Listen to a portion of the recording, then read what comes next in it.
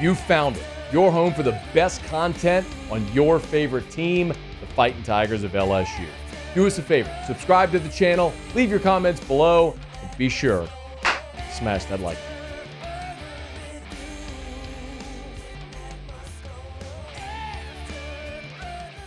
Essentially, the entire LSU football program is here in New York City as Jaden Daniels is preparing to become LSU's third Heisman Trophy winner. There were some interesting comings and goings with the program as the portal is still open, this 30-day portal window, which opened on Monday. And also, you have the early signing period coming on December the 20th. So you still have players making commitment announcements, and they're both high school players and then players in the portal making their announcements. So every day, I think we're going to expect some type of news like this, an LSU offer going out, a player hitting the portal, a player committing, something along those lines. And there were three of consequence here on Friday. So let's just touch on them in order if we could. First is Quincy Wiggins. So there was a player on the defensive line, one out, one in. Quincy Wiggins, you might remember, was he was a five-star member of LSU's 2022 signing class. And this is one of the ones that it's a bit perplexing on its face, but when you dig a little deeper, it kind of makes sense. So Quincy Wiggins went to Madison Prep, and he is a all-airport team looking dude. 6'5", 265, and one of those guys that looks the part. When you look at him, you go, how hasn't that guy made more of an impact? And in another era, it's probably a situation where Quincy Wiggins stays, continues to develop, and when his time comes, becomes a really good football player. But it's a guy that physically matured young, was at a small school, came to LSU, played in 6 games as a freshman, and was limited to just 4 games this year and hasn't really emerged. And LSU, as a result, had to go hit the portal hard the last 2 years for defensive ends. And Quincy Wiggins is one of those guys that he is too big in a 3-4 that as LSU plays it to play that jack position, which, a year ago we saw B.J. Ojolari play that jack spot. Well, Wiggins is too big to play that jack spot. And he's probably not quite big and physical enough yet to play that left end spot where Ali Gay played. So this year LSU brought in a guy like Paris Shand, and you saw Braden Swinson really play well in that role, especially late in the season. Wiggins just hadn't quite found his spot in the rotation, and I think sometimes this is just a product of a guy who is highly regarded, highly rated, comes to school, doesn't make an immediate impact, and looks for greener pastures. But the flip side of it is I kind of understand it, because if LSU is going to maintain the status quo with their defense, then Wiggins doesn't necessarily have a spot. He's a guy that in a traditional 4-3 could put his hand in the dirt and come off the edge, and it would make a lot of sense. When I think about this, I always think of a guy like Tyson Jackson. Tyson Jackson at LSU was a prototypical 4-3 end. Hand in the dirt, get up the field, rush the quarterback. He was freakishly athletic. And then he went to the NFL, and in Kansas City and Atlanta, they made him a 3-4 end. And he had to balloon up over 300 pounds because you got to be an edge setter and play well against the run. It's not just about rushing the passer. So it's probably what happened here with Quincy. So, in his career, he played in 5 games as a freshman, 4 games as a sophomore, so 9 total games played in 2 years, and just 7 tackles, 1 TFL, no sacks. So it's one where you hate it because of your depth next year and the possibility of developing a really good player. But I also understand that especially if you're going to get Paris Shand and Braden Swinson back next year, and you want those 2 players back because they became really productive players for you on your defensive line. And so if you get them back another year, older, more mature, developed in this defense, then if you gave me my druthers, I'd rather the 2 veteran guys are going to help me now than the guy that's a bit more of a project that's waiting his turn. So Quincy Wiggins hits the transfer portal. It's another defensive lineman in the portal. As we know, Bryce Langston entered the portal earlier this week. The really good news for LSU on the defensive line is that Gabriel Reliford committed to LSU. So you remember this story. Gabriel Reliford from Evangel, a 4-star, had been committed, one of the top 10 players in the country at his position, depending on which scouting service you look at. On 3, has him as the number 6 player in the state of Louisiana. So you're talking about a consensus top 10 player in the state of Louisiana who had been committed to Texas A&M. Frank Wilson got busy there. He's also been recruited by Jimmy Lindsey and John Jancic. So this is a job really well done by this LSU staff. He committed is a Louisiana kid from North Louisiana, from Evangel, who was committed to Texas A&M, and you stayed on him.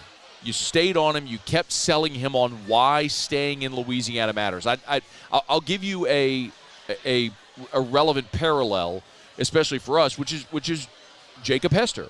And we all love Jake, and he's on our station. He's a morning show host. But everybody knows outside of that his football story. This is a guy from Evangel who he'll tell you, was a 2-star, and Nick Saban recruited him. He came here, competed, and became an all-time great LSU Tiger. I mean, he is synonymous with the 18 jersey, and forever and ever and ever and ever and ever, Jacob Hester is a legend. Like, he, as number 18, the Florida game, the 07 championship, like, wherever he goes in Louisiana for the rest of his life, he is number 18, Jacob Hester. He has immortality, and that's what this state can afford. And I think when you sell that sometimes to kids like Gabriel Reliford, you can say, hey, yes, look, you can leave and go to College Station, or you can go to Ole Miss, or you can go to Southern Cal, and you could be a really good player and have a great career there. And there's lots of redeeming qualities and values of going other places. But just remember, you go play there, and it doesn't work out, or it does work out, but you want to come back to Louisiana at some point, you're not going to have the same doors opened as that you would have if you had played at LSU and worn the purple and gold. I know I'm preaching. I'm just stating this out loud. So it was a great job by LSU to stay on him and continuing to sell that message. Yes, Jimbo Fisher being fired, that staff being dismantled, Coach Robinson leaving as well, who was the interim head coach there, did a great job recruiting a lot of those guys on the defensive line. LSU had an opportunity and they struck. So it's a job very well done. And as you continue to rebuild that defensive line, this is a very important piece to get a top 10 player in the state of Louisiana at a position of need and away from Texas A&M. So you continue to tear apart that Texas A&M class while building yours. So it's a double, it's sort of a double punch for LSU here, getting a commitment from Gabriel Reliford. So Quincy Wiggins out, Gabriel Reliford in. One other player hit the portal on Friday, and that's LSU offensive lineman Marlon Martinez. LSU a year ago really had a revolving door on the offensive line, especially early in the season. And we've talked about it a ton. 6 different line combinations in the first 8 games. And then they settled themselves. And what we also saw late in the season was Marlon Martinez start to emerge at center.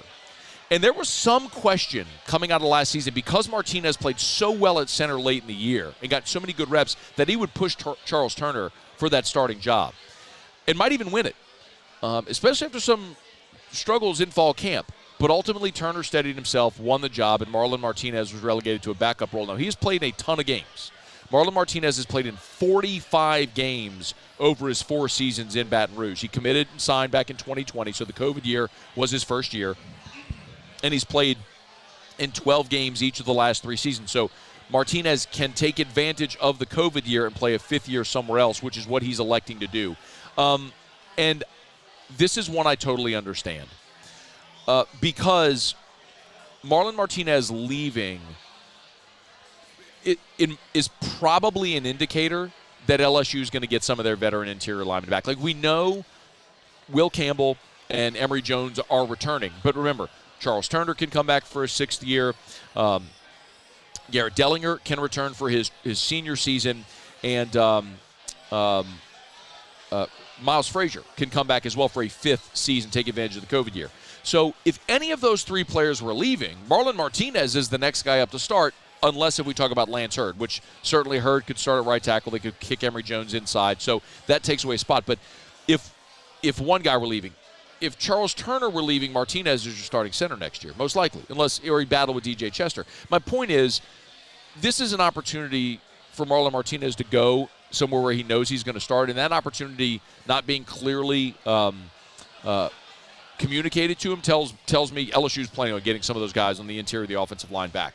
You hate to lose a guy that's had that much experience. He's played in 45 games over 4 seasons, but in those 4 seasons, he's never been able to beat out a player to become a starter. It's not to say he's not a good player, because he has played well at times. But there's always been someone just a little bit better, both at the guard spots, tackle spots, and at center. So you'd love to have him there as a depth piece, but you understand if he's leaving, it means he's likely not going to be starting next year. So you're going to be really good. LSU has recruited exceptionally well on the offensive line. Brad Davis has done a great job developing that talent. You've got another really good recruiting class coming in on the offensive line as well, and they could be targeting another transfer to add some depth. So Marlon Martinez, the 7th LSU player to hit the transfer portal. We still have not seen an LSU starter hit the portal, which is probably the most significant piece here, to say you've got a lot of buy-in from this roster with this coaching staff, with what they're building, even with the issues on defense. The fact that the players you're losing are all young or depth pieces, and you're not losing any of your starters. By contrast, look at what's happening at Texas A&M, where it's just open doors, mass exodus of really impactful players. That's the good. Every team, every year, is going to lose players in the transfer portal. Everybody. Every team every year is going to lose players in the portal. What you don't want to lose is impactful players in the transfer portal, and that's not happened yet to LSU this year. We'll keep you posted. Hey, thanks so much for watching. Please leave your comments. I love to interact, and be sure to hit the red subscribe button below.